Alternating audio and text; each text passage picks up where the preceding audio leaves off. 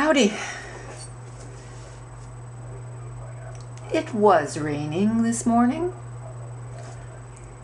There's nothing other than cloud cover that I can see, and yet I can see the sun's reflection on that car across the street. So somehow sunlight is getting through without any blue sky being apparent. Of course, I'm inside my living room, and two windows don't show the entire sky, so whatever. So it's I think it's 20 degrees, rather nice. It was raining this morning, and I went and did some photocopying at the school, which is sort of setting up my whole week because it's May. Today is May 1st, May Day. And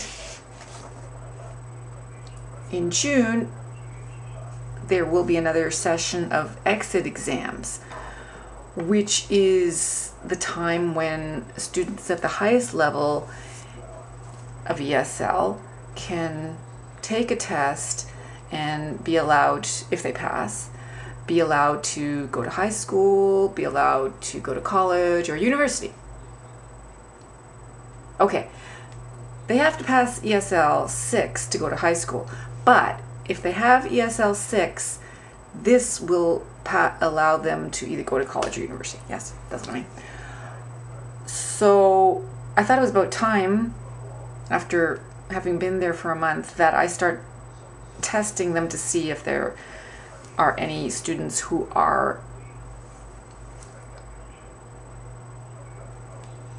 capable of moving up a level, especially those who want to take the exit exams. So they would have to be level 6, so I have to ascertain that fact. When my husband came in this morning, none of us noticed that a bumblebee had come in with them. Who knows how these things, why these bumblebee activities are happening lately. I have seen bumblebees on the sidewalk. This is after my video about, bumbling bumblebees. The other day, either yesterday or the day before, I went for a walk and carefully avoided a large bumblebee on the sidewalk. Walking on the sidewalk. I was going for a walk, the bumblebee was going for a walk. There's some sort of strange activity going on with these creatures. Anyway, one of them, the first one ever for me, entered my kitchen. And my husband had gone to another room. I just came into the kitchen, all of a sudden I heard this bzzz, bzzz. I thought, what is that buzzing sound? And finally I figured out, right at the back kitchen window, big bumblebee, which is fortunate because, well, it was right on the window. So all I had to do was open the window, encourage it to get out, and close the window.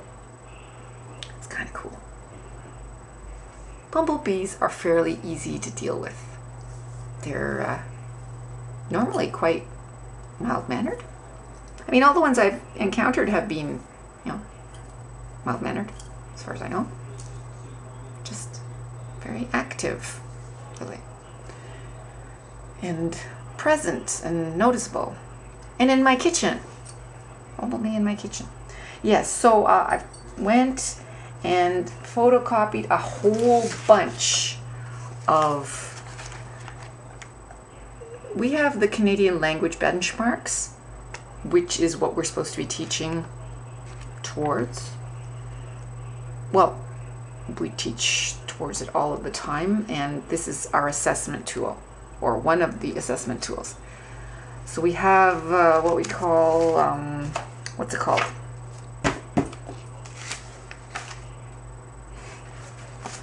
Oh, you got your name on it?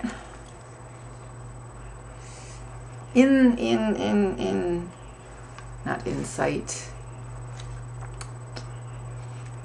Well, it's a whole book on assessment.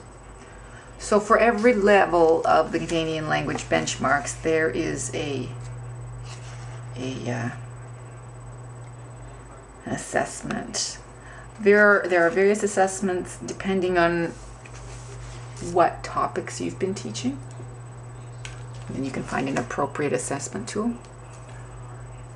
It just standardizes the assessment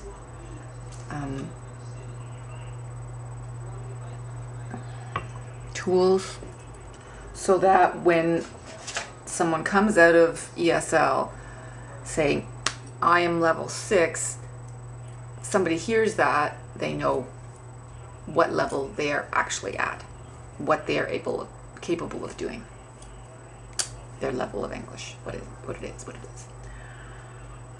So level 6 is this, level 7 is this, level 8 is this. Anyway, my highest is 6, and boom, out they go, if they pass. They pass the exit test, boom, they can apply for college or university. So I photocopied all sorts of exit. And not only do you don't give them just a blanket level assessment, you assess for listening and speaking and reading and writing.